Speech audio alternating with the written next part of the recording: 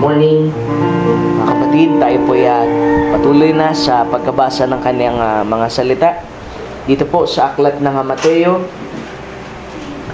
chapter 7. Amen. Chapter 7, verse 13 to 14. Amen. Salamat sa ating Panginoon. Matthew chapter 7, verse 13 to 14, mga kapatid.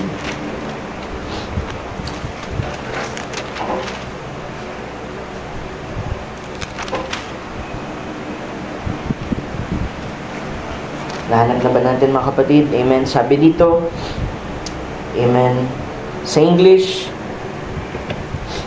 "Enter ye in at the straight gate, for the wide is the gate, and broad is the way that leadeth to destruction, and many there be which go in thereat." 14, "Because straight is the gate, and narrow is the way which leadeth unto life, and few there be that find it." Sabi sa scripture sa Tagalog, "Kayo'y magsipasok sa makipot na pintuan, sapagkat maluwang ang pintuan, at malapad ang daang patungo sa pagkapahamak, at marami ang dooy nagsisipasok. Sapagkat makipot ang pintuan, at makitid ang daang patungo sa buhay, at kakaunti ang nangakasumpong noon." Sa pang scripture, Luke chapter 13,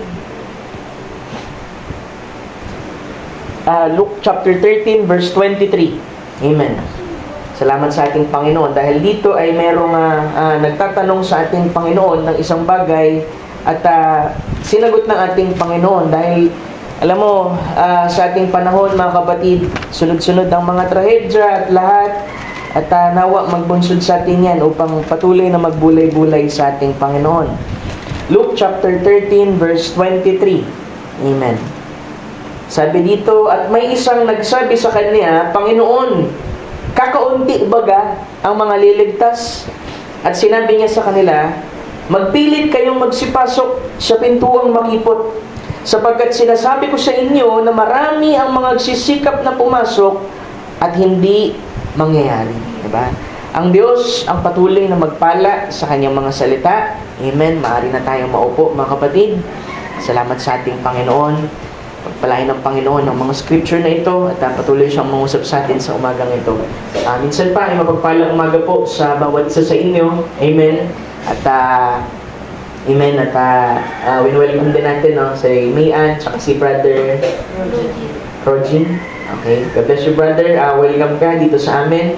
Amen. Nawa ang pag-ibig ng Panginoon ng patuloy na bumalong sa iyo sa umagang ito. Amen. Dahil tayo narito, mga kapatid, kasi malaki yung pangangailangan natin sa ating Panginoon. Amen. Pero then, Brother Mau, it's nice to see you again. Amen. At salamat sa ating Panginoon sa patuloy na pagbibigay ng panahon para sa kanyang salita sa ating Panginoon mismo, mga kapatid, sa umagang ito. Amen. At naalala ninyo, mga kapatid, sa GC natin ay nag-send ako ng quote at yung announcement doon. So nakita natin, meron ng bagong Pope. Amen. So it's already prophesied na magkakaroon ng Pope rising from the USA, at na-fulfill yan, mga kapatid, which I do believe fulfillment ng ating Panginoon sa ating panahon. At nagbubunsod sa atin yan, mga kapatid, talaga na, alam mo yun, mag-inventory tayo, di ba? Na isang bagay, hindi ko kayo inilalagay, mga kapatid, sa isang kalagayan na kada may sign, kada may fulfillment, doon lang tayo, alam mo yun, nakapag-isip o nabubuhayan ng loob. Pero alam mo kasi, bawat events, mga kapatid, na nabigkas na, mga kapatid, kahit ano kasi mangyayari talaga yan, mga kapatid. Diba? Kahit anong pagpigil ng tao, at yan ay tanda lamang. Amen. Ibig sabihin ng tanda, ito ay isang bindikasyon, mga kapatid, na ang salita ng Diyos ay totoo, mga kapatid. At ang mga bagay na paparating sa inaharap ay, di ba, sabi nga sa Habakuk, di ba? Hindi ako magkamali, like kung sinasabi din niya na the vision is yet for an appointed time. At lahat, mga kapatid, yung mga bagay na yon may appointed time at mafulfill yan, diba? Na ang Diyos ang siyang mag-i-interpret ng kanyang salita para ito'y mangyari, mga kapatid. So, kaya minsan, magulat ka, mga kapatid, sa end time world na naman, sa movement, talagang lahat nagpo-post talaga. Diba? Parang kala ko, nabuhayan, mga kapatid. Diba? Which is okay lang. Pero, amen, tingnan natin, mga kapatid, yung pong tinig sa likod ng tanda. Amen. Lagi natin titingnan ano yung layunin nito, bakit ito ipinapakita sa atin, para sabihin din na dun sa mga matagal na naghihintay sa pagbabalik ng ating Panginoon, kaunti na lang, mga kapatid. It is later than we think. Diba? Na isip natin magtatagal pa, pero mga kapatid, konting-konting panahon na lamang, mga kapatid. Kaya sa tagpong ito, nawa tulungan tayo ng ating Panginoon at patuloy tayo na lumapit sa Kanya. Alam mo, kahit konsidera ng isang tao na napakarami niyang pagkukulang, ibig sabihin ako na, kahit personal na, kahit napakarami kong pagkukulang sa ating Panginoon, isipin kong ganun, ayoko maiwan, mga kapatid, sa tribulation. Amen. Diba? Kahit sabihin mo na, dami kong sablay, pastor, dami kong pagkukulang, dami kong ayoko maiwan sa tribulation. Kaya hanggat nandito pa ang biyaya ng Panginoon ay patuloy tayong lumalapit, patuloy tayong nagpapakumbaba sa Kanya. At sabi nga, so binasa natin scripture, very few lang, mga kapatid. Kaya dapat ang pananampalataya ay kikilos sa paraan, mga kapatid, na ito'y merong positibong patotoo. Na kung merong 8 maliligtas, dapat ang pananampalataya mo, isa ka dun. Diba? Hindi yung parang 8 sila pastor sa church, 9 kami. So yung 8 ligtas, ako hindi na. Dapat ang pananampalataya mo, kung merong 8, dapat isa ka dun. Kung merong 3, isa ka dun. Kung merong 2, isa ka dun. Dahil tayo, mga kapatid, lumalapit ng ayon sa pananampalataya, paniniwala, mga kapatid, at sa biyaya ng Panginoon na tinanggap natin, mga kapatid. Kaya sa umagang ito, nais ko mangusap, mga kapatid, sabihin ko na agad, part 1 nito, mga kapatid, ng series, mga kapatid, regarding sa church. Amen. Ang title nito ay Church at subtitle ay Straight is the Gate. Diba? Binasa natin Matthew chapter 7 verse 13 to 14. Sabi doon ay sapagkat makipot ang pintuan at makitid ang daang patungo sa buhay at kakaunti ang makasusumpong noon. Amen. Diba? Ang Panginoon ay sa tagpong ito ay nangusap, mga kapatid, sa harap, mga kapatid, yan ng mga Pariseo. Amen. Na matagal ng panahon, mga kapatid, sa lahi ng mga Levita, mga kapatid, ay ito yung mga magagaling sa scripture, magagaling bumasa, mga kapatid, ng mga signs, mga kapatid, pero meron silang nalalampasan dito, mga kapatid.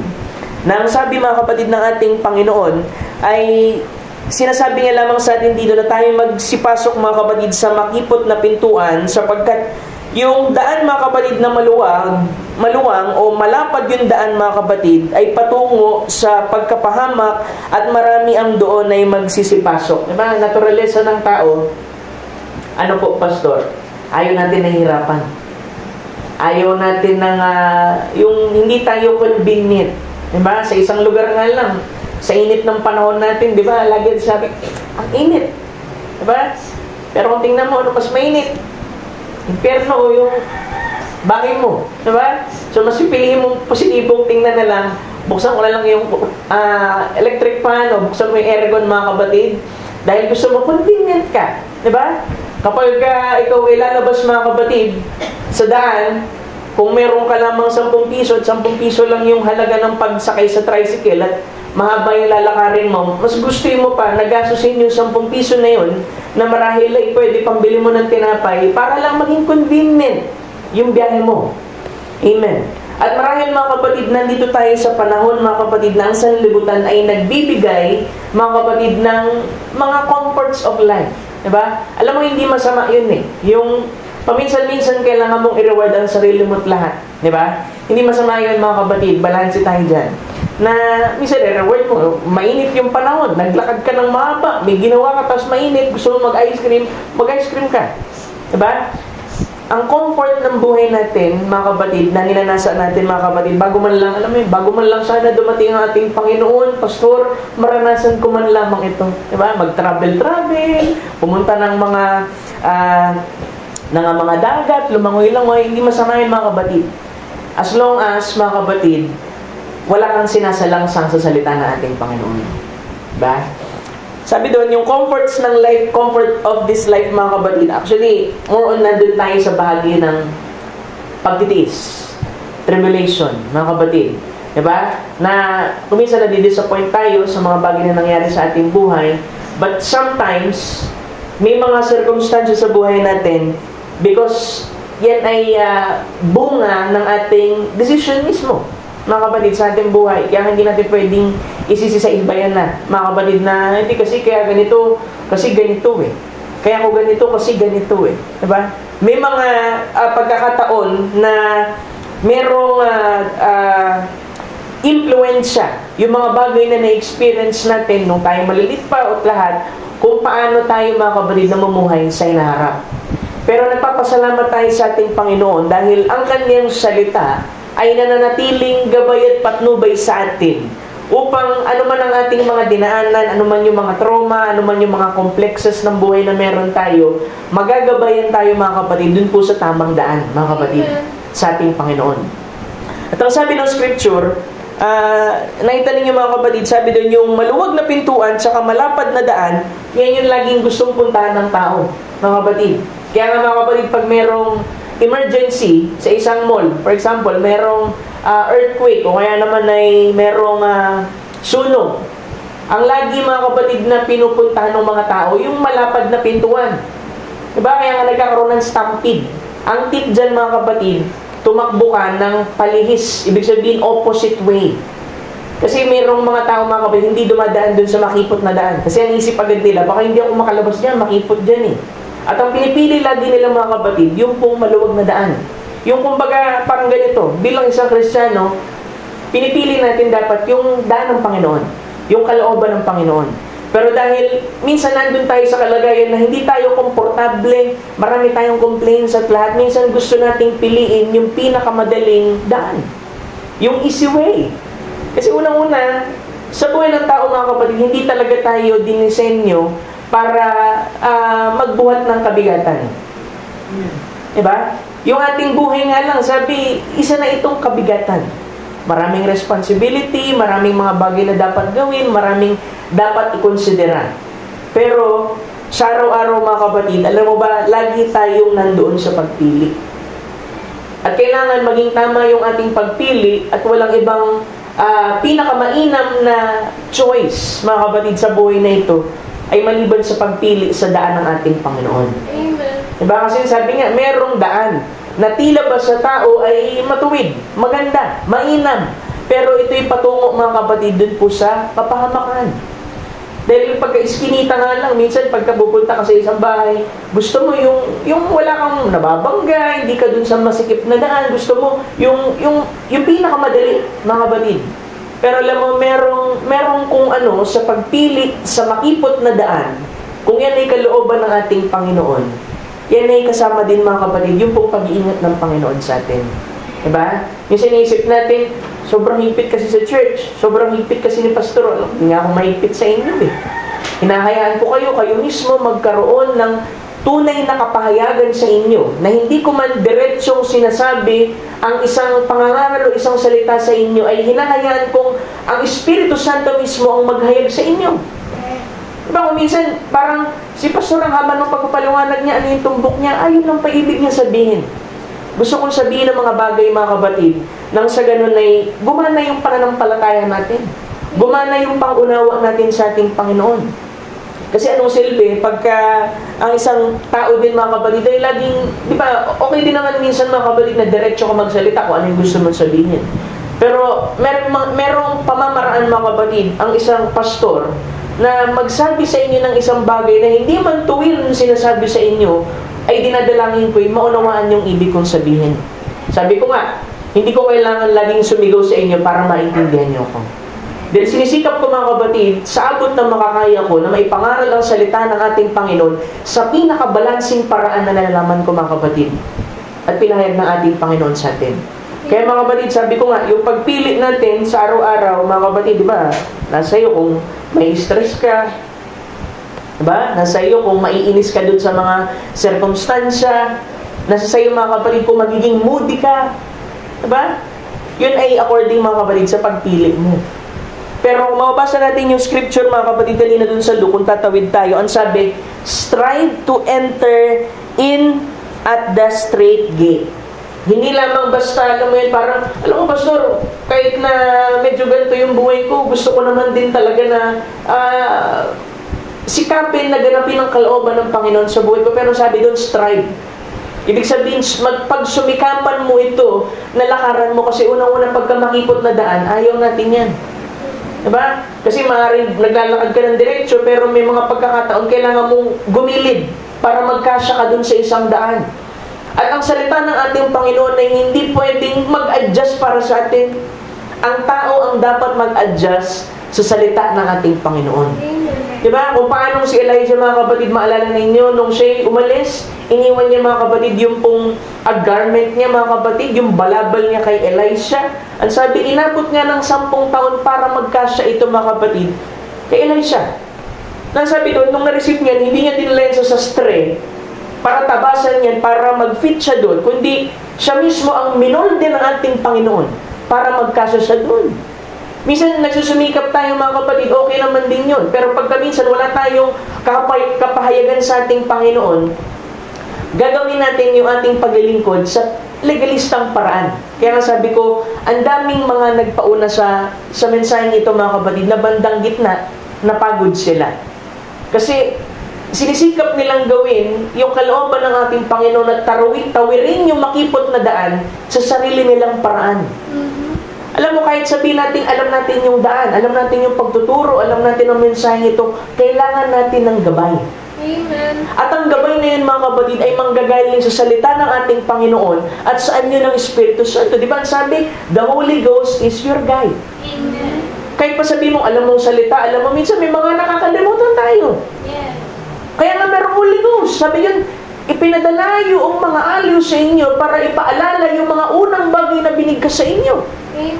Kasi ang tao mga kapatid, makakalimutin. Minsan, hindi pinahalagahan din mga kapatid yung salitang napakinggan. Di ba sabi sa Hebrew, merong mga hindi nagsipasok, kasi pinag-usapan natin pagpasok, merong mga hindi nakapasok sa kapahingahan. Ang tinuturo niya ay yung mga Israelites mga kapatid na lumabas sa Egypt, patungo sa Promised Land. Ang sabi doon ay dahil walang pananampalataya. Dahil unang-unang hakbang natin mga kapatid sa paggawa o pagtupad ng salita ng ating Panginoon ay ang paniniwala sa Kanya. Ang paniniwala na ang salitang ito ay tama, anuman ang sinasabi ng mga kritiko, anuman sinasabi ng mga tinig sa labas, anuman ang sinasabi ng 5 pandaman na ito, tanging salita lamang ng ating Panginoon ang siyang tama. Amen. Ito lamang ang tunay na daan. Diba? Sabi doon ay, siya ang daan, siya ang katotohanan, siya ang buhay, na kung kailangan natin ng buhay, siya yung buhay.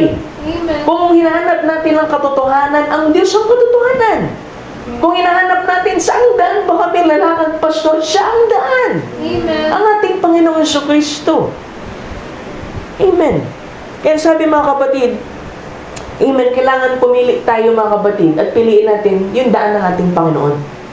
Diba? Isa sa mga example dyan mga kapatid, si Abraham na lamang, mga kapatid. Diba? Alam mo si Abraham, sa panahon na nahayag ang Panginoon sa laman. Diba? Alam niyan, yung merong bumisitang 3 lalaki kay Abraham at yung isa doon mga kapatid ang ating Panginoon. Kaya sabi niya, my Lord. 3 sila pero sabi niya, my Lord. Kasi kilala niya yung isa doon ay ang Diyos mismo. Amen. Na nagbalot ng laman at ihayag ang kanyang sarili mga kapatid kay Abraham upang pagtibayin yung kanyang pangako. Tapos yung dalawa doon ay anghel mga kapatid na pinadala niya saan? Sa Sodoma and Gomorrah. Nang sabi doon, sa tuwing ang Diyos ay bago magbagsak ng isang paghatol sa isang nasyon o sa isang lugar, sa isang tao mga kapatid, magpuproduce muna siya mga kapatid ng sign. Ano yung sign na yun, pastor, ibig mong sabihin? Bago bumagsak mga kapatid yung pong mga tawag dito, yung mga apoy mga kapatid dun sa Sodom, nagpakita ng tanda ang ating Panginoon Jesucristo kay Abraham. Sabi dun, sabi niya pinagtibay niya yung pangako, tapos tumawa si Sarah, di ba? Sabi niya magkakaroon ng anak si Sarah. After 1 year, sabi niya magkakaroon ng anak si Sarah. Tapos tumawa sa likod, nasa likod ng tent si Sarah. Tapos ang sabi ng Panginoon, ba't tumawa si Sarah? Nagulat si Sarah, mga kapatid. Sabi, ay, hindi ako tumawa. Sabi, hindi, tumawa ka. Diba, kahit sa ating panahon, mga kapatid, ay nagpakita ng ganyang tanda ang ating Panginoon na malapit na, mga kapatid, yung kahatulan sa mundong ito at malapit din yung pangako ng Panginoon na dapat matupad sa atin. Kasi mga kapatid, bago ang pagpapalit ng katawan nila Sarah at ni Abraham, nagpakita ng tanda ang ating Panginoon. Yung sign of discernment. Kaya nga malinaw sa atin, bakit pinadala, mga kapatid, sa ating panahon, ang isa nating kapatid, mga kapatid, merong unang hatak, yung healing. Pangalawa, merong pong discernment. Pagpapakita lamang na yung pattern na yan, mga kapatid, merong events, mga kapatid, na pinufulfill ang ating Panginoon at kailangan mo itong bantayan. Kasi dun sa mga pagitan na yun, mga kapatid, merong inihahayag ang ating Panginoon dun sa mananampalataya. At ang sabi dun, mga kapatid, nung pinakita yung tanda, mga kapatid, after nun, nag-body change sila, mga kapatid. Bumata si Sarah, bumata si Abraham. Kung paanong sa ating panahon, pinakita yung unang hatak, pangalawang hatak, pangatlong hatak, ang inihintay natin, mga kapatid, pagpapalit ng katawan. Amen. Pero sa kabila nito, mga kapatid, merong isang bahagi na yung dalawang anghel na kasama ng ating Panginoon ay pinadala doon sa Sodom and Gomorrah. Di ba? Balikan ko yung scripture, mga kapatid, na madalas nating marinig. Luke chapter 17. Luke chapter 17 verse 26, sabi niya, at kung paano ang nangyari sa mga kaarawan ni Noah, ay gayon din naman mangyayari sa mga kaarawan ng anak ng tao. Diba? Sana naman alam natin ang Panginoon Jesucristo yan. At ang sabi dun, kung paano daw nangyari sa panahon ni Noah, ano ba yung panahon ni Noah, Pastor? Alam mo, sa panahon ni Noah, mga kapatid, halos kapareho yan din sa atin. Na ang Panginoon merong mensahe, meron siyang propeta, meron siyang provided way to escape, meron siyang mensahe na magsisilbing arka ng mga taong tatanggap, mga kapatid, upang sila'y makaalpas, mga kapatid, dun sa parating na paghatol. Dahil sabi, merong baha, mga kapatid, merong ulan. At hahatulan ng Diyos, mga kapatid, yung pong mundo dahil sa pagkakasalang ng tao. Pero sa kabilang banda, bago matupad yung paghatol, meron pong kwento, mga kapatid, na merong isang taong lumakad na kasama ang Diyos. Nang sabi doon ay si Enoch ay kasamang lumakad ng Diyos. At ang patotoo ng Hebrews, mga kapatid, habang siya'y lumalakad sa ating Panginoon, hindi siya nasumpungan. Hindi siya nakasumpong ng kamatayan. Sabi doon, kung paano sa panahon ni Noah, mga kapatid, na sagana, mga kapatid, sa pera ang mga tao, karahasan, mga distraction at lahat, mga kapatid, doon nahayag, mga kapatid, ang Panginoon. At meron siyang mga taong tatawagin at pinili, mga kapatid, upang alisin doon, mga kapatid, sa kalagayan iyon. At sila, mga kapatid, ay makaalpas doon sa parating na paghatol. 27. Anong sabing ginagawa? Sila'y nagsisikain, sila'y nagsisiinom, sila'y nangag-aasawa, at sila'y pinag-aasawa, hanggang sa araw na pumasok sa daong si Noah, ay dumating ang paggunaw at nilipol silang lahat. Diba, sabi ko nga kanina, yung pong fulfillment, mga kapatid, ng sinabi na sa atin, mga kapatid, na prophecy, sana magbunsod sa atin yan para talagang mag-inventorya. Hindi ko kayo tinatakot at lahat, mga kapatid. Pero ito'y encouragement at challenge para sa atin. Nandito pa ang biyaya ng ating Panginoon. Amen. You strive to enter into that straight gate. Diba, Pastor, nandito pa lang ako, isang nakbang pa lang ako patungo dun sa makipot na daan. Alam mo, mga kapatid, ang pagitan niyan ay sa pagitan lamang ng pagpili. Diba? At iniisip natin, alam mo, Pastor, minsan pinili ko ng Panginoon, naglingkod na ako't lahat, sinikap ko naman eh. Talagang sinubukan ko naman, kaya lang, parang yung kalagayan ng buhay ko, ganito pa rin. Pero mga kapatid, talagang ang paglilingkod sa ating Panginoon, hindi po talaga biro. Diba? Minsan, ang sarap bigkasin eh. Kristiyano ako at lahat. Pero pag nandun ka na mismo sa experience at paglalakbay bilang isang mananampalataya sa ating Panginoon, napakahirap po. Dahil napakakipot ng daan. Pag makipot ang daan, ibig sabihin yan, wala ka dapat mga dalang baggage. Ano ibig ko sabihin? Yung mga bagay, mga kapatid, na nag-hold back sa'yo. Mga bagay na pumipigil sa'yo para magmatulin ka, mga kapatid, na gawin kung ano yung sinasabi ng Panginoon na gawin mo. Minsan meron tayong mga extra baggage eh. Diba?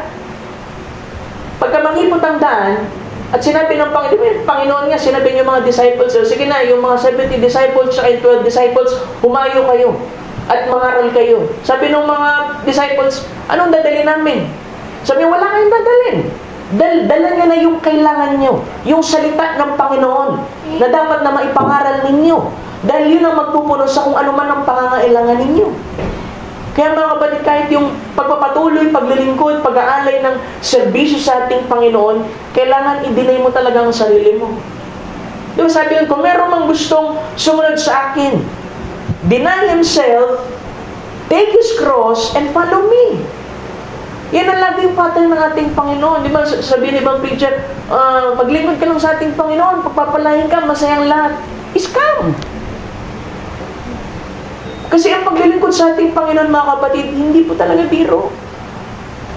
Diba? Kaya minsan, naiintindihan ko yung iba na, kasi pastor, kaya hindi pa ako makatawid-tawid din. Kasi, aminado ko sa sarili ko, hindi ko pa kayang bitawan tong mga to. Pero mga kapatid, hanggang kailan tayo mananatili na ganun yung ating patotoo? Kapag ba nandun na tayo sa bingit, mga kapatid, na konti na lang babagsak na yung paghatol ng Panginoon, sabi sa, maniniwala na ako, Panginoon. Mga kapatid, mamuhay tayo, maglingkod tayo, na para bang ito na yung huling paglilingkod natin. Amen. Kasi unang-una, yung bukas, hindi natin alam kung anong naghihintay sa atin. Ba? You sing, na para bang wala nang Sunday service sa susunod. You praise Him, na para bang wala nang pagpupuring susunod. You worship, na para bang parang ito na yung huling pagkakataon.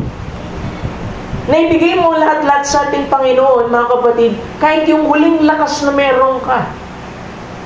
At least, mga kapatid, kung hindi ka man magising kinabukasan, wala ka regrets na nagawa mo lahat. At sa pagtawid, mga kapatid, sa daan, mga kapatid, na makipot, yung mga extra baggage. Diba? Kayo na nakalam niya kung ano yung mga baggage. Ibig sabihin ng baggage, dapat hindi mo yan bitbit o kaya naman hindi naman kailangan sa journey mo, bitbit mo pa rin. Minsan yung mga past experiences natin na hindi maganda, yung mga traumatic experiences, yung mga pagkukulang natin sa ating Panginoon na pinatawad na ng ating Panginoon, bitbit mo pa. Mga bagay, mga kapatid, na ang biyaya ng Panginoon ay kasinlawak ng dagat, mga kapatid, na ibinibigay niya sa iyo, pero ikaw tanggi ka ng tanggi kasi iniisip mo, parang hindi na ako patatawarin ng ating Panginoon. Tanungin kita, saan nang gagaling yung pagrarason mo na yun? Yun ay nanggagaling dito sa 5 pandama mo. Pero hindi pwedeng magkamali ang salita ng ating Panginoon. Sabi doon, if we confess our sins, He is faithful and just to forgive us and to cleanse us from all unrighteousness. Amen. Hindi ko sinasabi ito para magkaroon kayo ng lisensya. Diba? Ito yung pagpapakita, mga kapatid, ng ang isang mukha ng Panginoon, mga kapatid, na laging handang umabot sa atin. At yung dinadaanan natin, mga kapatid, ay, diba, sa paglilingkod, marami ka talagang dapat i-deny. Sarili mong damdamin, sarili mong comfort. Minsan, dapat sana para sa sarili mo na lang, pero dahil ito'y hinihingi ng Panginoon sa iyo, ibibigay mo sa ating Panginoon. Yung mga pagsasakripisyo, mga kapatid. Kaya sabi ko, mga kapatid, sa inyo, yung lahat ng pagsasakripisyo nyo sa ating Panginoon, hindi yan winawalang halaga ng ating Panginoon. Amen. Mula sa pinakamaliit hanggang sa pinakamalaki. Kasi wala namang maliit malaki sa ating Panginoon Kasi kung ano man ang magawa natin according sa kanyang kalooban, tinatanggap niya yan, mga kapatid. Amen. Diba, kahit nga, mga kapatid, yung mga tawag dito, mga dating mananampalataya sa ating Panginoon na nauna na, dahil sila'y nagpakita ng isang maganda, isang ehemplo, isang testimony, mga kapatid, ng paglilingkod sa ating Panginoon, na ipasa dun sa mga anak, mga kapatid, yung mga anak nakapaglilingkod ng tama sa ating Panginoon, and then they are fully blessed. May sinisip natin, dami ko ng sakripisyo, pastor, parang hindi ko naman makita. Diba? Alam mo, minsan ang pastor, nagsiself-pity din Diba, sabihin, Lord, lahat naman ginawa ko, naglingkod naman ako, nagtitiis ako. But parang hindi blessing. Parang yung gift, hindi blessing. Pero ang totoo, yung gift, hindi talaga para sa iyo yan. Para talaga sa iba yan. Para makapag-minister ka sa iba. Kung ano man ang binigay ng Panginoon sa atin, minsan hindi para sa atin yun eh.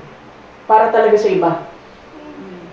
Diba? Yung bumuhat ka ng birthday ng iba, minsan may mga taong gifted sa ganun.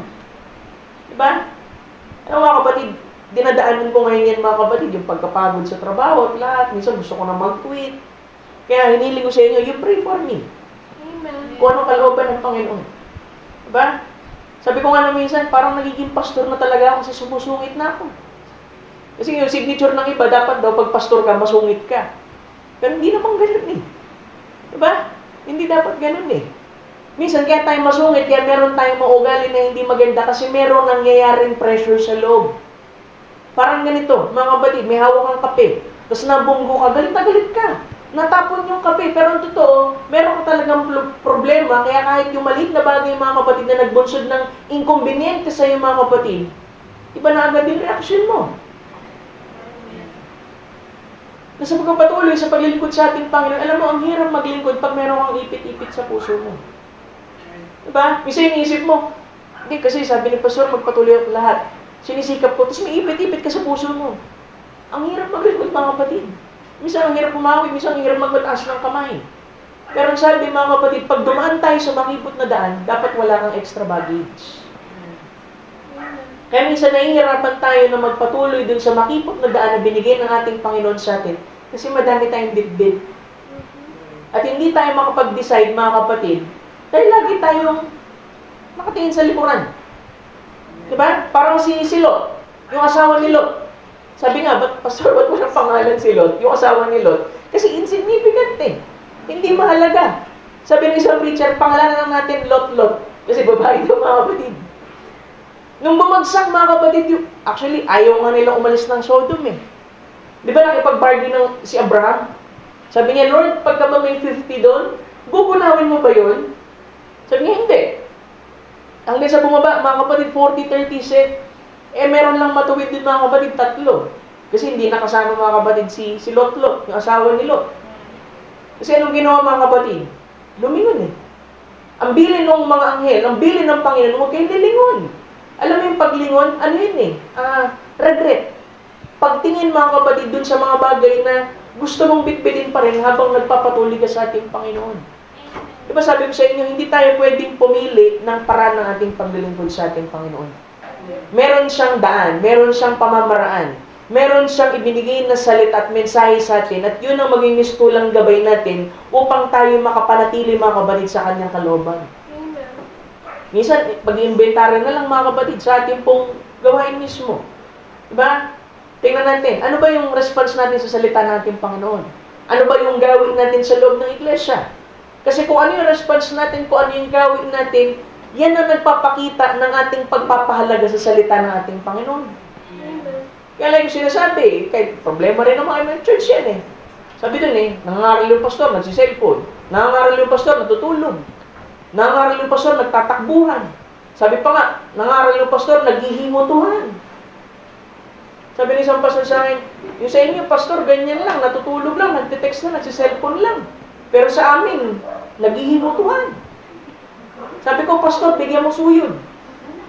Para huwag na siya makaistorbo pa ng ibang tao. Siya na lang mismo, mga kapatid, sumuyod ang sarili niya. Yun doon pa lang mga kapatid sa gawin natin, sa loob ng church.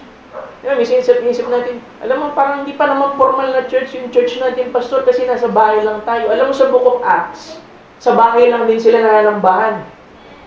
Sana hindi maging kabawasan sa inyo mga kapatid na tayo nasa ganito lamang nakalagayan. Kasi ang totoong church, ang totoong beauty ng church, yung character ng people, at yung church, yung talagang people. Amen. Hindi yung building. Anin mo yung magandang building.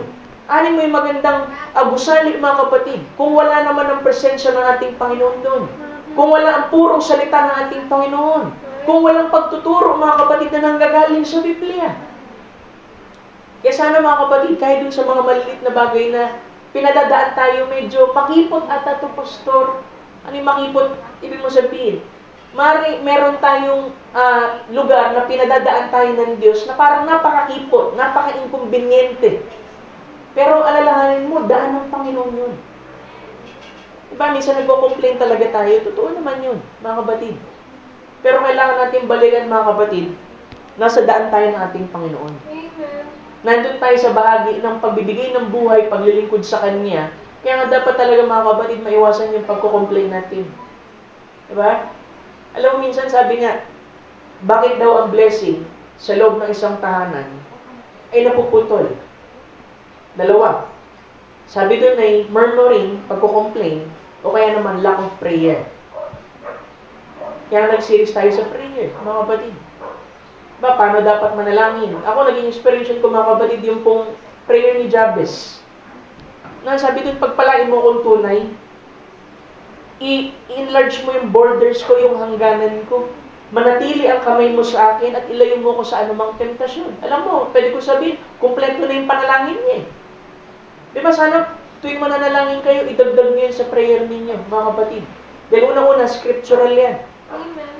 At yung panalangin yan, mga kapatid, magbubunsod, buksan ng Diyos yung isang daan sa buhay ninyo at makalakad kayo doon. Ibig sabihin, makalakad kayo mga kapatid doon sa pinagpalang daan na galing sa ating Panginoon.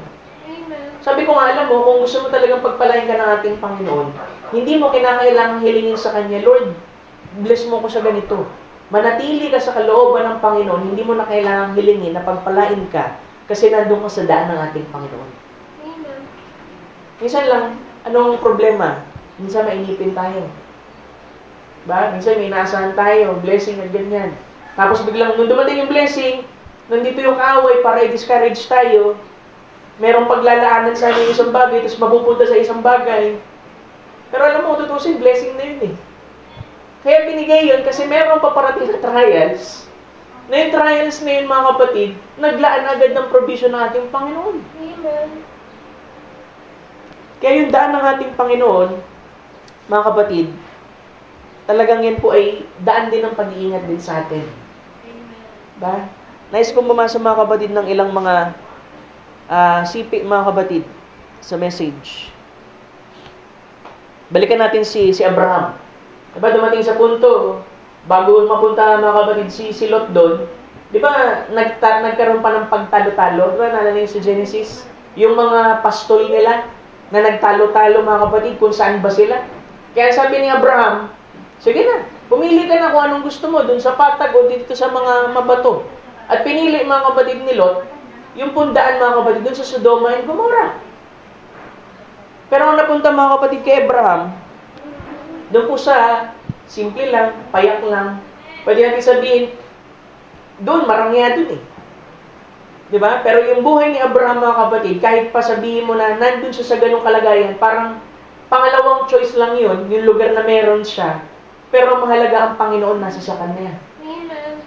Kaya sabi ko nga, alam mo yung pagiging masaya natin, hindi yan dahil sa marami tayong ari-arian, marami tayo ng bagay na matuturing natin na kayamanan o parang pagpapala.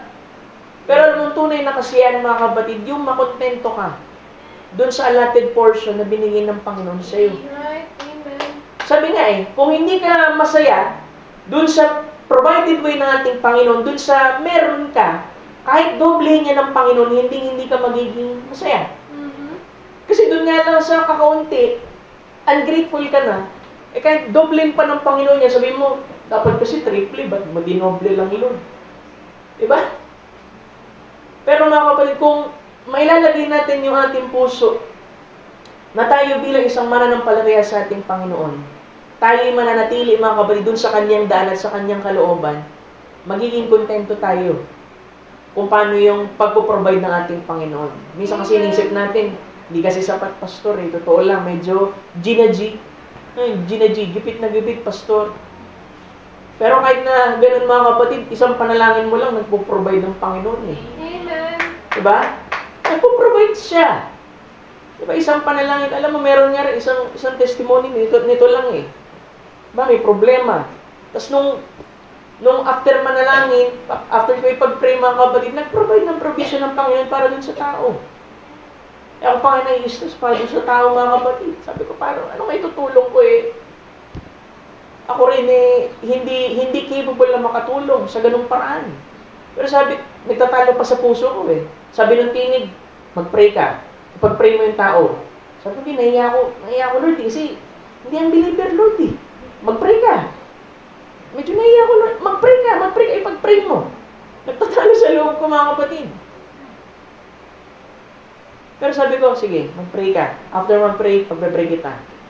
Nung pinag-pray ko, mga kapatid, kinabukasan, nag-provide ang Panginoon para sa kanya. Amen. Diba? Minsan nakala natin, sabi ko nga, minsan nakala natin, yung prayer kasi, Pastor, tinanay ko na dati, hindi nangyari. Sabi ko, huwag niyong magaanin yung pananalangin.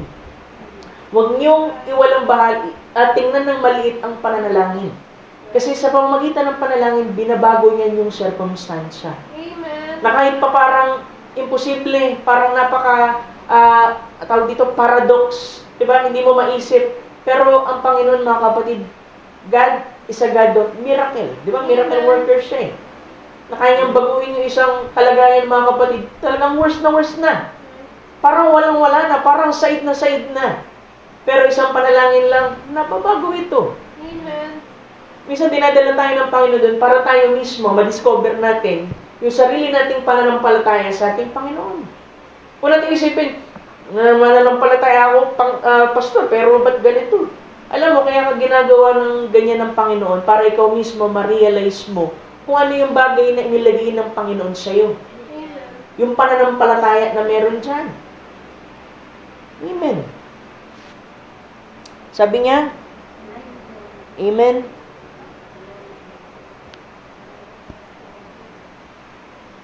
Okay, Lord.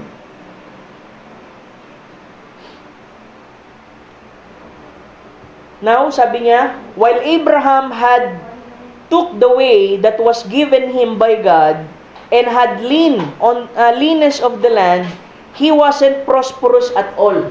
Diba sabi ng scripture, pinagpala siya, pero sabi dito, he wasn't prosperous at all. But yet, he know one thing. He served God and he believed God. Hindi man tayo mayaman, hindi man tayo mga kapatid, pinagayaman sa mga bagay ng natural, hindi rin naman tayo pinagkukulang. Amen. Anhin mo yung marami ka nga, nasasaid. Mabuti pa dun sa sapat lang, pero hindi nasasaid. Amen. Diba?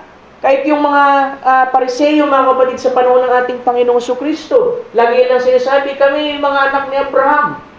Sabi ng Panginoon ay, may error kayo at hindi nyo nalalaman ng Scripture. Kasi kung totoo kayo yung mga anak ni Abraham, makikita ninyo ang tanda na meron ako. Kasi kung paano si Abraham nakita yung sign ng discernment, mga kapatid, ay gayon din yung mga binhi ni Abraham. Now sabi ay, if you are Abraham's children, you'd know me. Because Abraham rejoiced when he seen my day, for he foreseen the day, and when I stood before him back there, in a body of flesh, and performed this, he knew it was me, and he called me Elohim. But here I do the same thing before you, and you call me Beelzebub. Diba? Na gumagawa ng mirakulo ng ating Panginoon, pinapakita yung tanda, tinawag ko siya Beelzebub. Kahit naman sa ating kapatid, ganun din. May discernment, merong gift of healing, merong third pull, ang tawag pa rin sa kanya, telepathy. Amen. Hallelujah. Pero mga kapatid, sabi dito, we are Christians, we are believers, we belong to the highest churches there is. Our rabbis are best trained scholars they are. Yet Jesus told them that they don't even know the scriptures. Diba? Alam mo, mapalad tayo mga kapatid kasi hindi naman tayo denominasyon. Na tayo ay tinrain mga kapatid na para bang sa pamamaraan ng tao mga kapatid na maalaman ang salita ng ating Panginoon. Kasi unang-una, tayo ay binhi mga kapatid ni Abraham sa pangako na nakakakilala mga kapatid ng tanda mula galing sa ating Panginoon at pinipili mga kapatid yung daan ng ating Panginoon. Amen. Ano pa yung isang bagay na dinaanan ni Abraham? Di ba sabi, sa iyong binhi ay pagpapalain kita. Tapos after makuha yung binhi, after may panganak si Isaac, kinukuha ng Panginoon mga kapatid si Isaac para may alay sa kanya. Pero alam mo, kahit ganun mga kapatid, kahit parang napakakipot ito para ibigay sa ating Panginoon, pinili niya pa rin mga kapatid yung daan ng ating Panginoon. Sabi niya, umakit siya. Sabi niya din sa mga servant niya, ako, tsaka yung bata, akit kami. At kami, babalik sa inyo, may pananampalataya.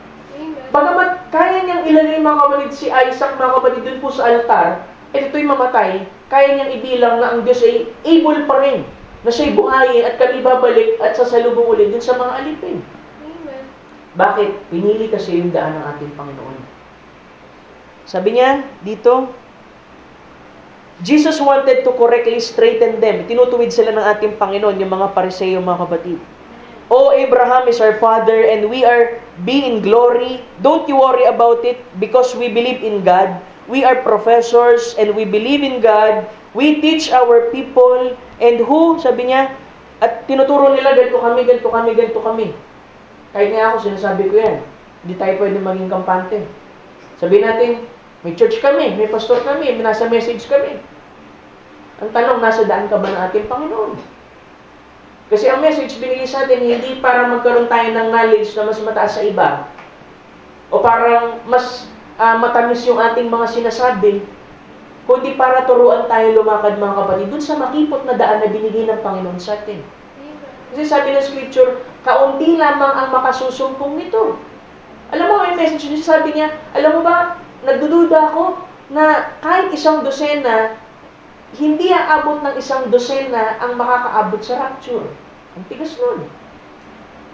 Saan siya nangaral niyan? Dun sa mismong Branham Tabernacle. Sabi niya, I doubt na merong isang dosenang mararapture. Kasi ang sabi ng Scripture, very few lang ang makakapunta dun. At tinatanong siya, ano para sa iyo, Brother Branham? Ilan ang makakaabot sa rapture? I don't know. Ang Panginoon nakakaalam. Pero nawa ang pananampalataya mo, kahit sabihin mong konti, isa ka dapat dun. Amen. Sa panahon ni Noah, 8 lang. Nangaral lang 120 years. Sa panahon ni Lot, mga kapatid, 3 lang. Si Lot, tsaka yung 2 niyang anak, mga kapatid. Naiwan si Lot doon sa likod. Kasi lumingon, mga kapatid, nagkaroon, mga kapatid, ng panghihinayang doon sa magandang opportunity ba na meron sila. Kasi pinagpala sila, mga kapatid, sa natural. Pero pagpapala, mga kapatid, na hanggang tao lang. Kumbaga, basbas lang ng tao. Mag-iba kasi yung basbas ng tao dun sa basbas na nanggagaling sa Diyos. Pag basbas ng tao, mga kapatid, kaparaanan mo yan. Kaparaanan ng tao yan. Pero pagkabasbas ng Diyos, mga kapatid, walang pwedeng mag-alis sa yan. Mula sa unang lapat ng kamay ng ating Panginoon sa buhay mo, na pinagpala ka hanggang sa dulo, pinagpala ka, mga kapatid. Na hindi mo pwedeng sukatin, mga kapatid, yung pagpapala dahil lang konti yung meron ka. Diba? Kasi meron tunay na pagpapala. Sabi ko, ang tunay na pagpapala ay yung taong nagagawang makalakad ayon sa kalooban ng ating Panginoon. Amen. Pastor, paano yan? Sa buhay ko, minsan ako nagkamali. Alam mo, kung anak ka ng Panginoon, kung bini ka ng ating Panginoon, kahit pa anong kalagayan mo, kahit pa nalugmok ka, mga kapatid, tatayo ka ulit. Magpapatuloy ka ulit sa ating Panginoon. Hihingiling mo ulit sa Kanya, Lord, subukan mo ko ulit at gagawin kong muli. Diba kasi alam mo, God hate cowards. Ayaw ng Diyos ng duwag, mga kapatid. Kasi inisip natin kasi unworthy na ako, pastor. Alam mo, pride din eh. Diba? Bago ka pa magkamali, unworthy ka na eh. Tumanggap ka lang ng biyaya sa ating Panginoon eh. Ibig sabihin, ang pipigil lang din sa atin, mga kapatid, yung sarili nating pride, mga kapatid. Na tayo, mga kapatid, bilang tao, kailangan talaga natin ng tulong ng ating Panginoon. Tapos ang tao, ayaw ng tulong mula sa Diyos. Kasi gusto natin yung pamamaraan natin. Gusto natin yung daan natin. Pero may daan na tila ba matuwid sa tao, pero ang daan na ito'y patungo, mga kapatid, sa kapahamakan. Anong kailangan mong gawin, pastor? Bumalik ka sa kalooban ng Panginoon. Bumalik ka sa Scripture. Kasi alam mo, mga kapatid, kahit anong mangyari, alam mo, ang Diyos ay sovereign. Ano ibig sabihin ng pastor? Sovereign, makapangyarihan siya, alam niya lahat ng bagay. Amen. Kung minsan, hinahayaan ka niya, mga kapatid, na mag-slip back ka, mag-backslide ka, mga kapatid. Amen. Kasi meron siyang layunin doon. Minsan, mga kapatid, talagang own choosing natin yun eh. Sarili nating pagpili yun eh. Ang Diyos, hindi tayo pinipilit. Diba? Kung paano ako sa inyo bilang pastor, hindi ko kayo pinipilit. Once na nagbagsa ako ng isang preaching dito, mga kapatid, at yung preaching na yun ay nasa, pwede ka nang nasa, bingit ka na, mga kapatid, ng buhay at kamatayan, nasa sayo ang pasya, kung tatanggapin mo to o hindi. Ang mahalaga, umihip ako. Diba? Yung pagtanggap, wala sa akin eh. Nasa sa inyo na nakikinig. Kaya ngayon sabi mo, pastor, di sila nakikinig sa'yo, pastor eh. Basta ako binagsak ko na yung preaching. Kung hindi sila nakinig, wala na sa akin ang dugo nila. Pero kung sila mga kapatid ay tunay, mga kapatid na nakakilala mga kapatid sa ating Panginoon, diringgin nila mga kapatid yung salita ng ating Panginoon. Kasi unang-una yung preaching, pag-iingat din ng Panginoon yan. Diba sinasabi ko sa inyo dito, pag may mga preaching, bantayan ninyo. Bakit? Kasi ang preaching, mga kapatid, ay parang katumbas din mga kapatid ng isang prophecy. Diba, naalala niyo, kung balikan niyo yung 2023, balikan niyo yung 2024, lahat ng preaching dun ay pagpe-prepare sa inyo mga kapatid dun sa mga bagay na parating. Diba, na-experience niyo yan, mga kapatid, sa buhay ninyo.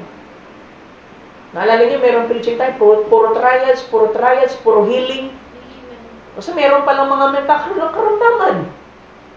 At sa kabilang mga kapatid ng kalagayan na yun, ang Diyos pa rin ay Jehovah Rapha. Na siya'y nagpapagaling pa rin. Siya'y kumikilos pa rin at binibindigan ng kanyang sarili sa atin. Amen. Si Lot, nung pinili niya mga kapatid yung Sodom and Gomorrah, wala sa isip niya yung mag-backslide din. Diba? Kasi akala niya maganda at lahat. Pero mga kapatid, ganun talaga mga kapatid ang kaaway. Ipapakita sa iyo yung isang magandang bagay na akala mo okay ayon sa kalooban ng ating Panginoon. Pero ang totoo mga kapatid, labas yun sa kalooban ng ating Panginoon. Diba? Kaya pagka lumalakad tayo mga kapatid sa kalooban ng ating Panginoon, talagang napakakipot mga kapatid ng daan.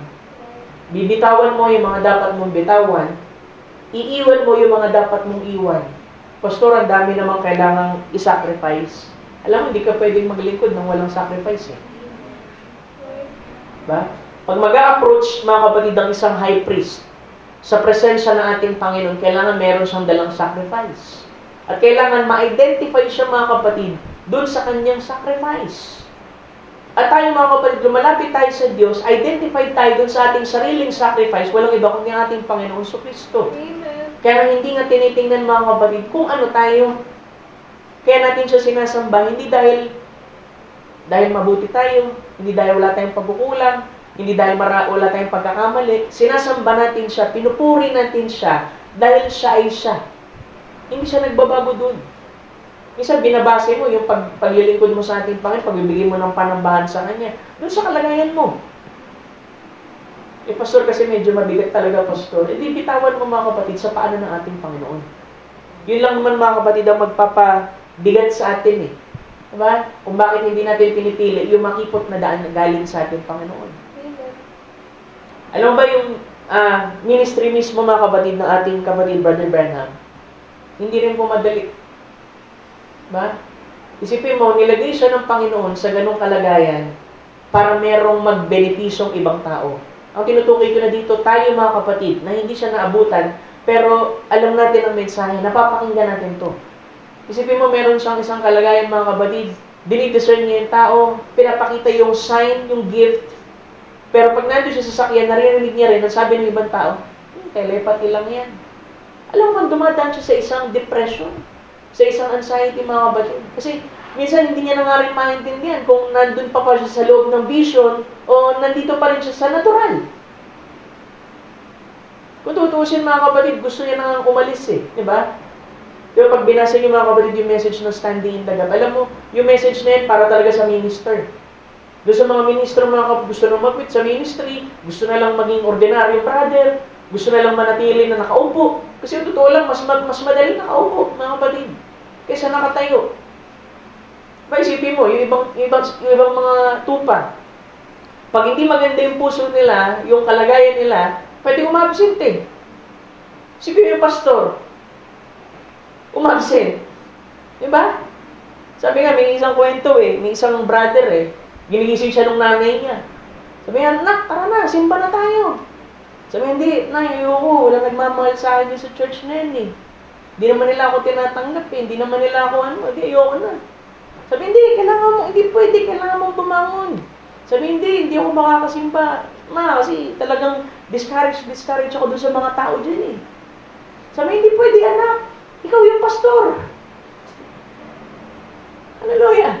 Isipin mo nilang mga kapatid, yung dinanas niya ng mga rejection sa tao, samantalang ang kumikilos ng mga kapatid, ang Panginoon sa buhay niya. Amen.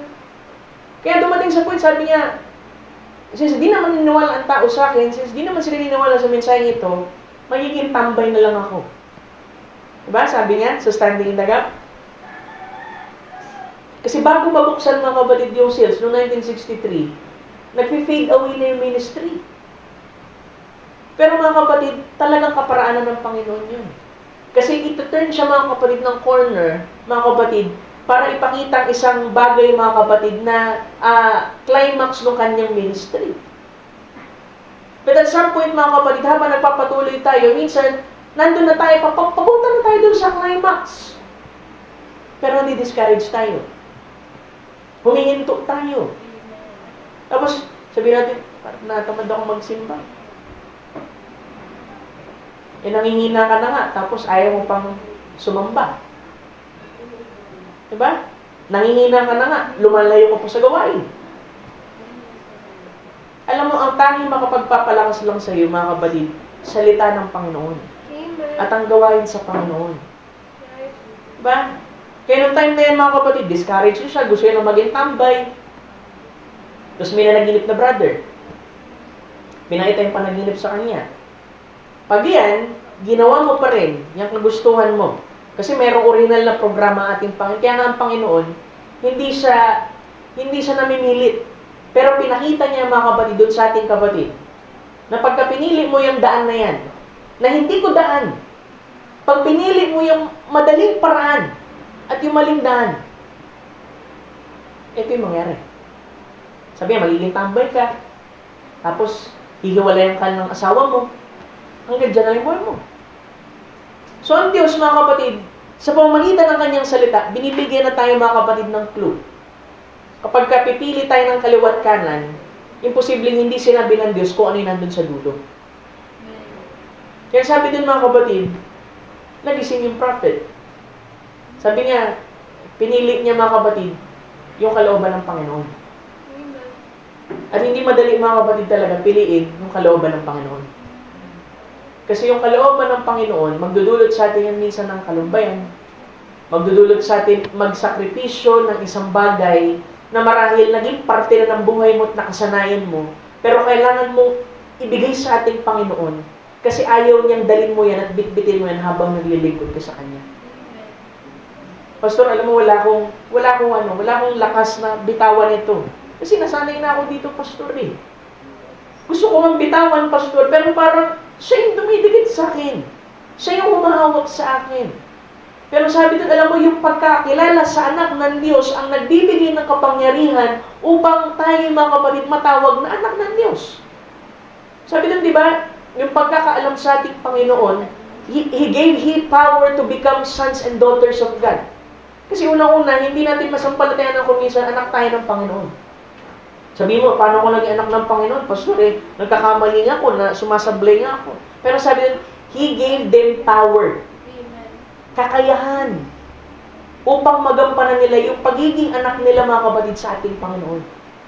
At ito sa pamagitan ng salita ng ating Panginoon. Nalala ko, mga kapatid, yung isang bagay na nangyari sa prophet. Nang sabi doon, may isang Baptist na hindi nag-i-speak in tongues yun. Hindi naniniwala sa speak in tongues.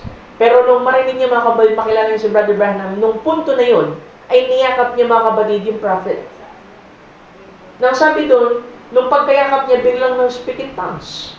At merong mga interpreter, mga kapatid, mga international, mga kapatid na mga interpreters doon, na sabi, yung lalaki niya nagsasalita ng straight na French. Kaya kapag sinabi mong speak in tongues, mga kapatid, straight yun. For example, nag-speak in tongues, Chinese, buong Chinese yun. Kaya sinabing tongues, ibig sabihin, another language. At nung nag-speak in tongues na yung brother na hindi naniniwala sa speak in tongues, ginamit ng Panginoon as a vindication, kasi comfort ng Panginoon yun kay Brother Branham eh. Habang nagpapatuloy tayo, mga kapatid, may mga discouragement, disappointments.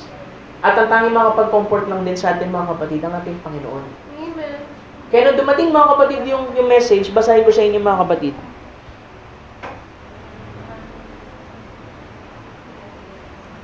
Sabi niya sa message na Uncertain Sound,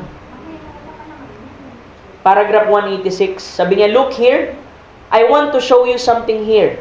Wrote just recently, and I was a Christian businessman's breakfast in California. and I just got through preaching a sermon that I tore every organization apart and laid it out by pieces. Kasi ito nag-preach siya dyan eh. Tapos talagang dinikdik niya ng maina, mga kapatid, yung pong organisasyon, mga kapatid, yung sistema sa isang organization, sa isang denominasyon, mga kapatid. At mayroong isang Baptist sa pangalang Danny Henry na lumapit sa kanya at niyakap siya. Sabi niya ay, "Come up to put his arms around me and pray." And he started speak in unknown tongues.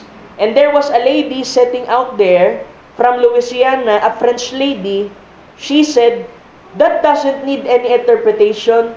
That wasn't unknown tongues. He spoke French." Sabi din, after niya mag-preach, na-inspire itong isang Baptist na ito, mga kapatid, at niyakap si Brother Branham at ipag-pray siya, biglang nag-speak in tongues. At after niya mag-speak in tongues, merong isang interpreter din, mga kapatid, sabi niya, hindi yan unknown tongues, diretsong French. Tapos meron pang dalawang sumaksi, sabi niya, oo, talagang French yan. At isinulat nila, mga kapatid. Alam niyo ba kung ano yung nakasulat?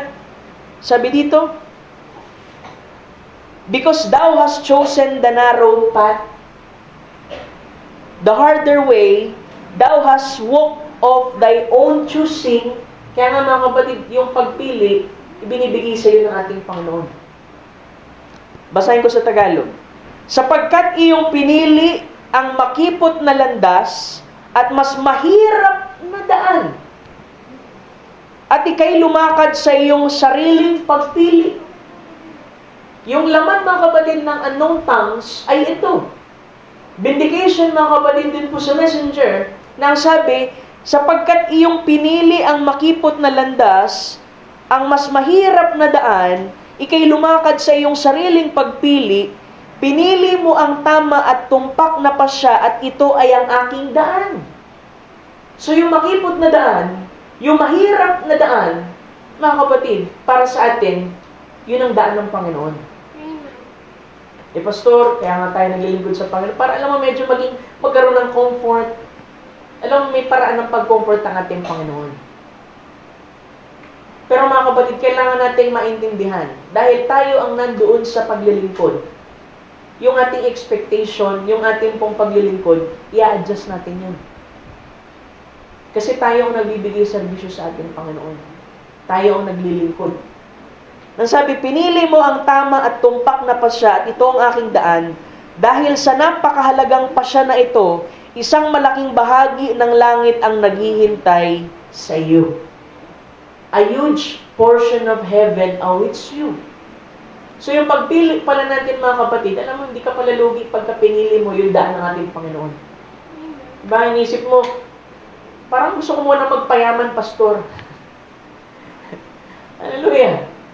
Alam mga kapatid, kung hindi ka inordain ng Panginoon para dyan, kahit anong pagsusumikap mo, mga kapatid, hindi mo magagawa yan. Pero kung ang pinili mo ay yung daan ng ating Panginoon, hindi mo na kailangan hilingin sa Kanyang i-bless mo ko, Lord. Kasi i-bless ka niya doon, mga kapatid. Amen. Sa paraan na hindi mo mahagip ng isip mo kung ano yung ibig sabihin ng blessing na yun. Gaano kadakila ang pasya na iyong ginawa? Ito mismo ay yaong magbibigay at makapangyayari sa kamanghamanghang tagumpay sa pag-ibig na makalangit. So yung pagsigaw ng Panginoon na pagbibigay sa atin, mga kapatid, ng warning na piliin, mga kapatid, yung makipot na daan, mga kapatid, hindi ang Diyos kasi, mga kapatid, nandun sa parang pinahihirapan tayo. Sadyang napakahirap lang talaga, mga kapatid, na sa atin, piliin ko minsan yung pong daan ng Panginoon. Kasi yung daan ng Panginoon, mas mataas kaysa sa pag-iisip natin. Mas mataas kaysa sa ating kayang abutin. Diba kung meron nagdadalawang isip pa rin dito, na ano ba, susundin ko ba yung kalooban ng Panginoon, pastor, o yung sarili ko pa rin? Alam mo, kaya ka nag-i-struggle kasi ayaw mo piliin yung daan natin, Panginoon. Pero pag pinili mo yung daan ng ating Panginoon, mahirap. Merong mga sakripisyo, merong mga kalumbayan, mga kapatid. Pero napakalaking bahagi ng langit na naghihintay sa iyo. Diba? Sabi nga sa buhay nito, maraming mga kalumbayan. Diba? At kailangan mo lumakad doon sa daan ng kalumbayan, at doon lang sa daan ng kalumbayan na yun, at ito'y magtuturo sa iyo sa isang lugar na yung kalumbayan na hindi man lamang na-express sa lugar na yun. Diba? Sabi, the pathway to glory is through suffering. Diba? Minsan, pagka ang tao magtitiis, maghihirap para sa isang reward, di ba kayang magtiis? For example, sabihin sa'yo, o sige, buhatin mo yung 500 na hollow blocks. Bigyan kita ng 5 milyon. Baka mamaya mga kapatid, bumili ka pa ng hollow blocks eh. Idadagdag mo dun para lang dun sa 5 milyon eh. Kasi mga kapatid, nakikita natin yung kapalit ng bagay na ginagawa natin. Pero alam mo mga kapatid, hindi lamang tayo nakatuon dun sa reward. Kasi dito mga kapatid, sabi nga, marami tayong mga heartaches, marami tayong disappointment sa buhay na ito. At piniprepare tayo ng ating Panginoon dun sa lugar na yung mga bagay na yun ay walang ganun dun. Amen.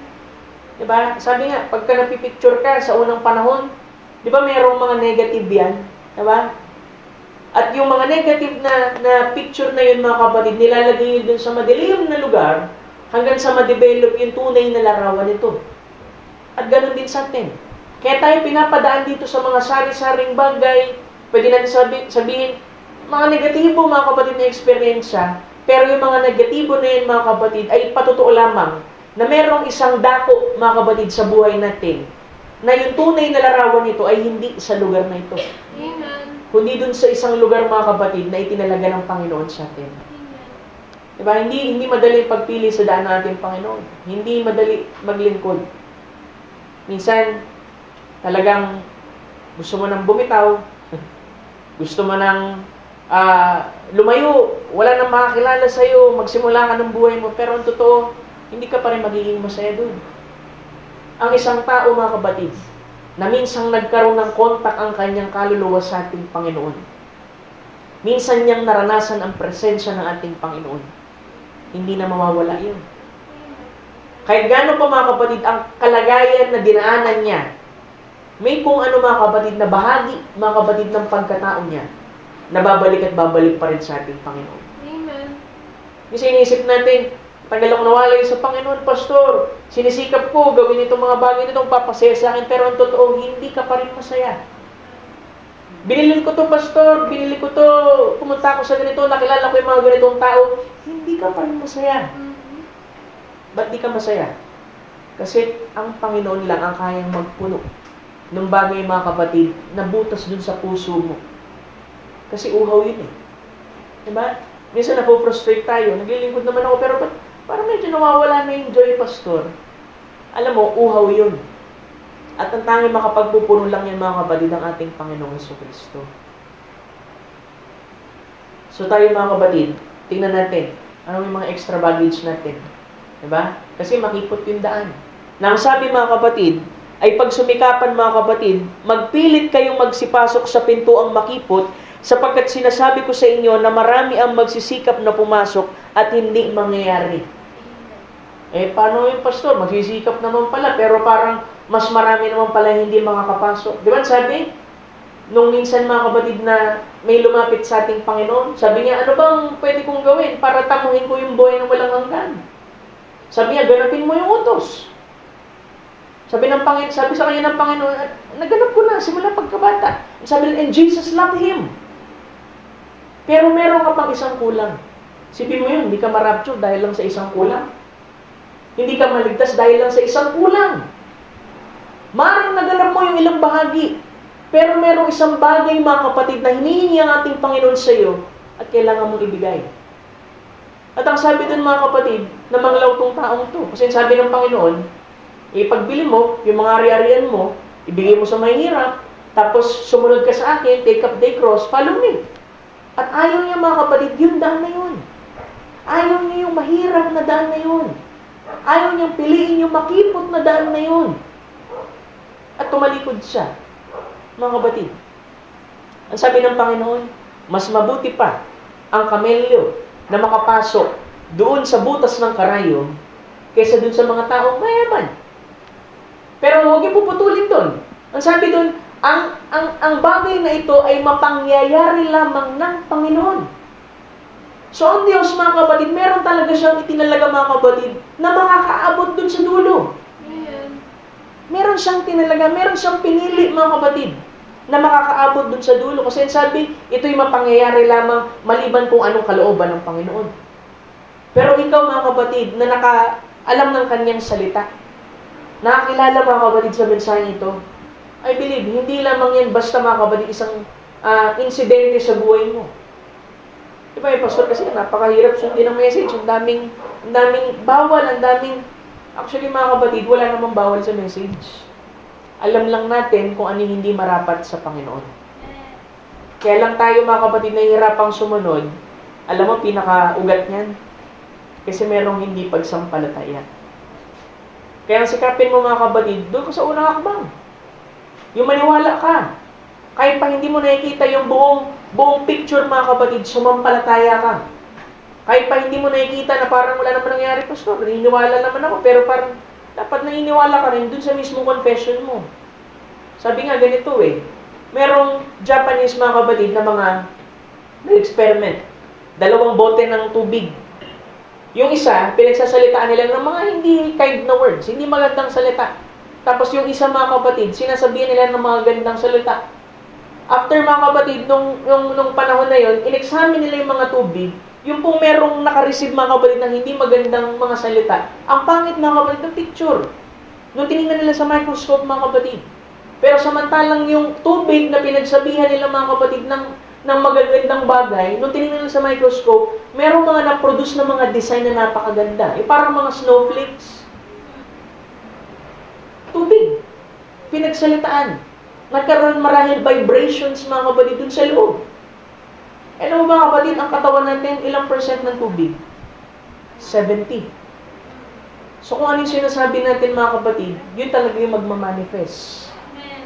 Diba? Kaya minsan, di tayo makapag-overcome kasi inisip natin, di tayo makapag-overcome. Inisip natin, kaya wala nangyayari kasi inisip natin, wala nangyayari. Sinasabi natin, mga kapatid. Pero kung ang binibigkas natin at ang binibitawan nating salita ay salita ng ating Panginoon, sabi, ang bawat salita ko ay buhay sa inyo. Amen. Imposible hindi yun mag-manifest, mga kapatid. Kailangan lang natin, mga kapatid, tanggalin talaga yung mga kaisipang unang naibaon sa atin, mga kapatid, para magawa nating maluwag na matanggap ang salita ng Panginoon sa buhay natin. Magawa nating makalakad dun sa makipot na daan. Diba? Hindi ko kayo binobola-bola dito. Pag naglingkod kayo, maganda buhay niyo, pagpalain kayo ng Panginoon, masaya dito.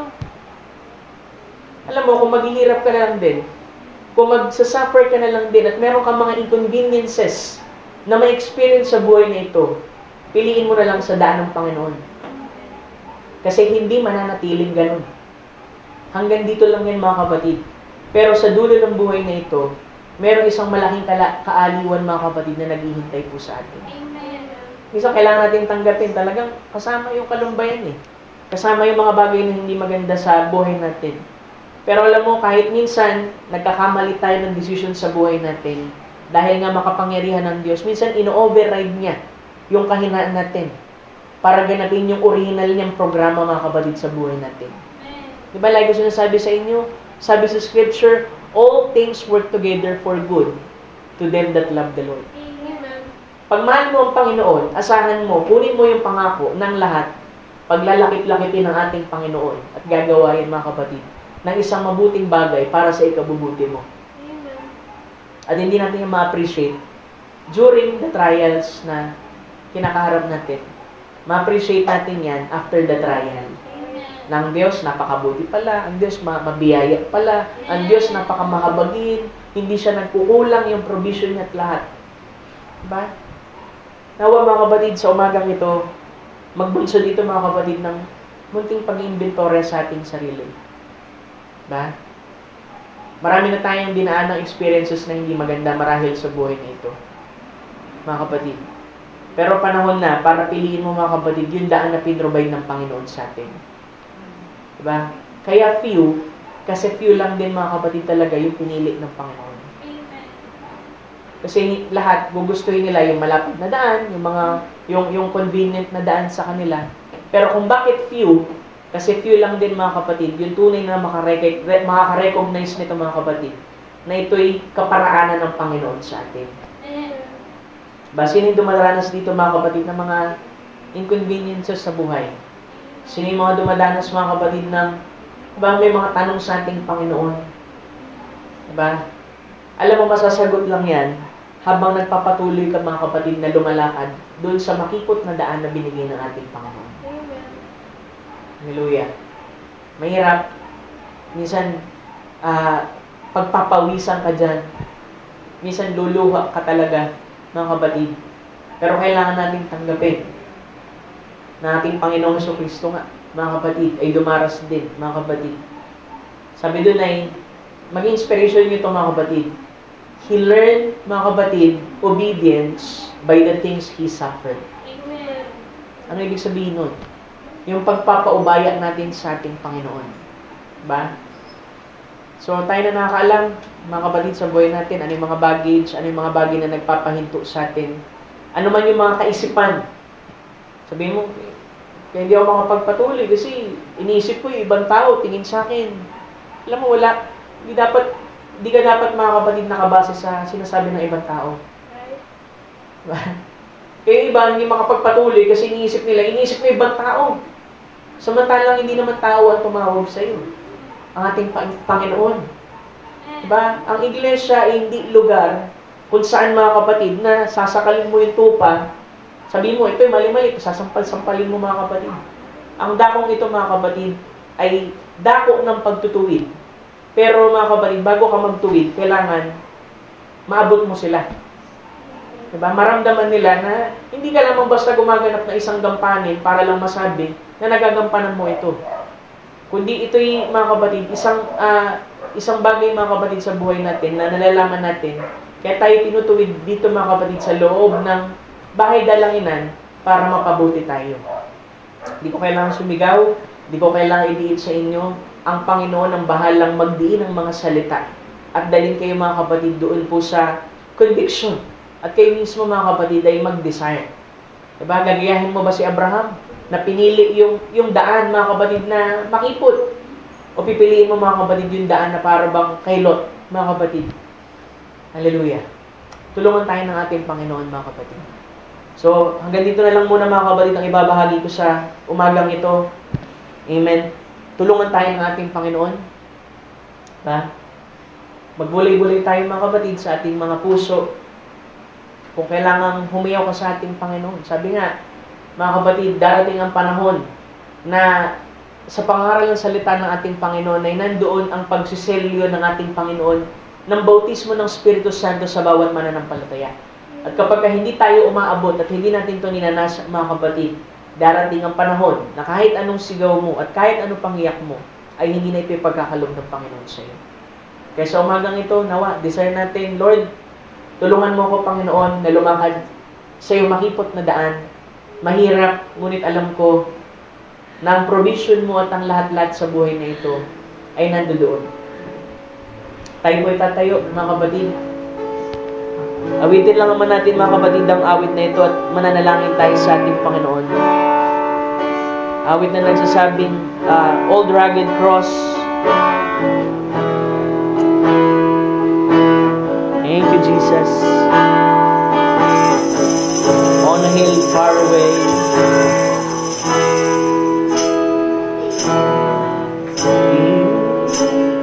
far away, stood an old rugged cross, the end of suffering and shame. Yes, Lord. And I love that old cross where my dearest and best for a word of lost sinners was slain.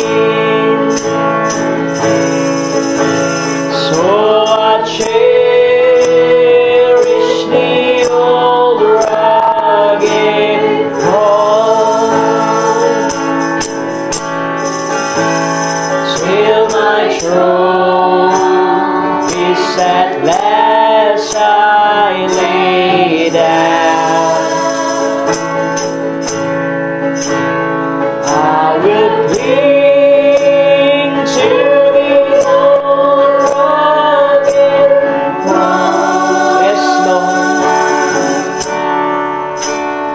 And exchange it someday for a crown. Oh, that old rugged cross. Oh, that old rugged cross.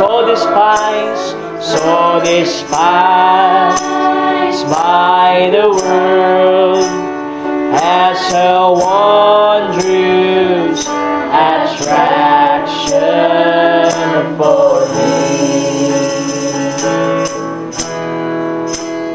For the dear Lamb of God left His glory above to bear it to dark Calvary. So I cherish the old rugged cross till my trophies at last I lay down. I will cling to the old rugged cross. Yes, Lord. And exchange it someday for a crown. In that old rugged cross, in that old rugged, stained with blood, so divine, a wondrous beauty I see. Yes, Lord. For 'twas on that old cross Jesus suffered and died to pardon and sanctify me. Thank you, Lord. So I cherish the old rugged cross till my trophies at last I lay down. I will cling to the old rugged cross. Yes, Lord. And exchange it someday for a crown. I will cling to the old rugged cross and exchange it someday for a crown. Tayo po'y manalangin sa ating Panginoon.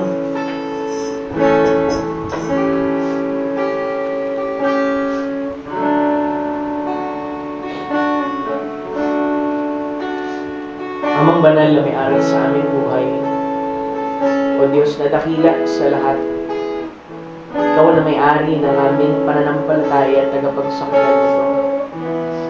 Diyos na mahabagin, Diyos na mabiyaya, Panginoon, banayad sa pagkagalit, mahaba, Panginoon, ng pagtitiis, Panginoon, sa aming kahinaan. Lord, maraming salamat sa tanghaling ito, Panginoon. Sa minsang pagpapaalala mo, Panginoon, naming piliin, O Diyos, ang daan nilaan mo para sa amin. Bagamat ito'y makipot, bagamat ito'y puno, Panginoon, marahil ng mga inconvenienteng bagay, Panginoon, sa amin. Mga bagay, Lord, na hindi namin nakasanayan. Biyayaan mo kami, Lord, na makalakad, Panginoon, sa daan na ito. Kung minsan, Lord, natatakot kami, Lord, na piliin ang daan mo.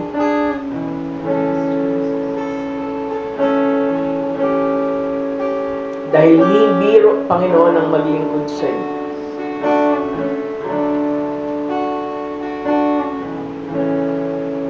Maraming pagtitiis, maraming pagsakripisyo, maraming pagtatanggi ng aming sarili, maging aming sariling damdamin, Panginoon. Minsan, Lord, pinipili namin, Panginoon, ang mga daan na hindi mo binigay sa amin. Pagkat, Lord, nais namin, Lord, na magkaroon ng komportable, Panginoon, na kalagayan. But, Lord, sa tuwing pinipili namin, Lord, ang daan na yun, may kirot sa aming puso na alam namin, hindi yun ang daan mo, Panginoon.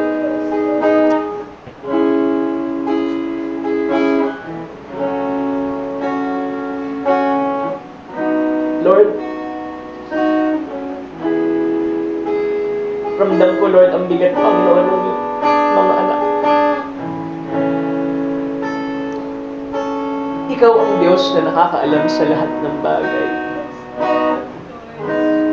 Itulot mo, Lord, ng biyaya mo, Panginoon, ay maging sapat, Panginoon, sa bawat hakbang ng aming mga paa.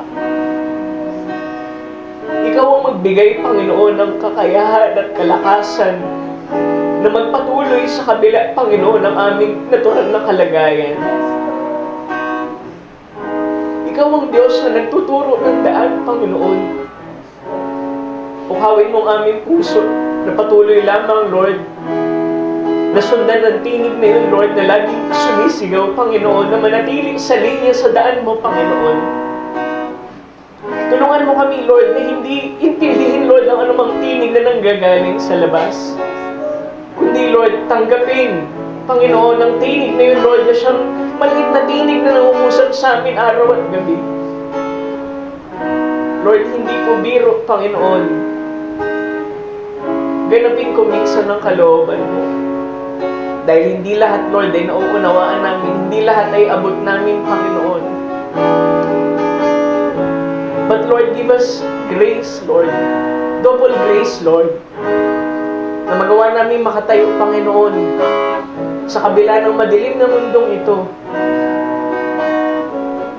At tingnan namin, Panginoon, ang pangako sa dulo, Lord, ng bawat daan, Panginoon, na binibigay mo sa amin. Lord, kung meron man kami mga pagkakamali, kung meron kami mga daan na kuminsan ay pinili namin, Panginoon, Lord, patawarin mo kami, Lord. Palayain mo, Lord, ang bawat puso, Panginoon, na nabibigatan, Panginoon. Palayain mo sila, Lord. Huwag mo silang hayaan, Panginoon, na manatiling, Lord, na nakatali, Panginoon, sa nakaraan. Nakatali, Lord, sa bawat bigat, Panginoon, ng kanilang buhay. Bawat bagay, Panginoon, na bitbit nila, O Diyos, Lord, tulungan mo sila, Lord, na maunawahan, hindi nila kailangang bitbitin ito, Panginoon. Kailangan nilang bitawan ito, O Diyos, pagkat ang lahat, Panginoon, ay pinrovide mo na sa buhay namin. Sa bawat hakbang, Lord, meron kang provision din, Panginoon. Na kahit ang pagkabalikwas, Panginoon, meron ka pa rin provision, Panginoon. Gawin mong malinaw, Panginoon, sa puso ng iyong mga anak, Lord, na ang kalooban mo ay mainam, Panginoon, kaysa sa aming kalooban. Ang daan mo ay mas mainam kaysa sa aming daan.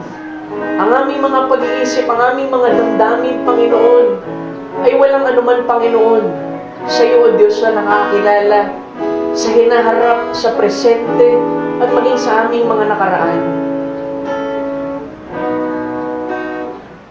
Lord, buksan mo ang puso, Lord, ng iyong mga anak at matanggap, Panginoon, ang buong pangangaral nito, Panginoon, at lagi kang piliin. Piliin, Lord, sa panahon ng kalumbayan. Piliin umawit, Panginoon, sa panahon ng kabagabagan. Piliin magtiwala, Panginoon, kahit pa parang wala kami nakikitang liwanag, O Diyos. Maging sa panahon ng kakulangan, dalangin ko, Ikaw ang laging magpuno. Ipakita mo ang buong kapangyarihan mo, Lord, sa iyong mga anak. At lubos silang magtiwala, Panginoon, sa kanilang nilalakaran, dahil ang kanilang nilalakaran ay iyong daan, Panginoon, ang iyong mga salita. Kung merong mga nalilihis, Panginoon, Lord, abutin mo siya ng biyaya mo, Panginoon, at ilagay mo ulit, Panginoon, sa hanay ng iyong salita. Patuloy mo siyang hawakan, kanyang mga paa, ang kanyang puso, ang kanyang tainga, ang kanyang paningin. So, lamang, Panginoon, matuon. Huwag mo lang pasan ng sino man, Lord, sa umagang ito, Panginoon, kundi ang lahat ay abutin mo, Panginoon. Mula sa pinakabata hanggang sa pinakamatanda ng iglesyang ito, Panginoon. Kung merong humingi ng kagalingan, Lord, ang daan ng kagalingan ay binigay mo na sa amin 2,000 years ago, Lord. Itaas mo ang kanyang pananampalataya at maabot ito, Panginoon. Maraming salamat, O Diyos. Lord, patuloy mo kaming gabayan, huwag mo kaming iwan, Panginoon, huwag mo kaming pabayaan. Ikaw ang mag-sustain sa amin. Magmatulin kami, Panginoon, at takbuhin, Lord, ang takbuhin nilagay mo para sa amin. Maraming salamat, Panginoon. Sa pansamantala naming paghiwalay, O Diyos, dalangin ko na ingatan mo po ang iyong mga anak. Lord, pagpalain mo po sila. Bless them, Lord, sa paraan, Lord, na mararamdaman nila, Panginoon, na Ikaw ang tunay na Diyos na pagpapala, Panginoon. Mga kapatiran namin na wala sa dakong ito, ingatan mo rin sila, Lord, saan man sila naroon. Bless them, Lord, as you bless us today.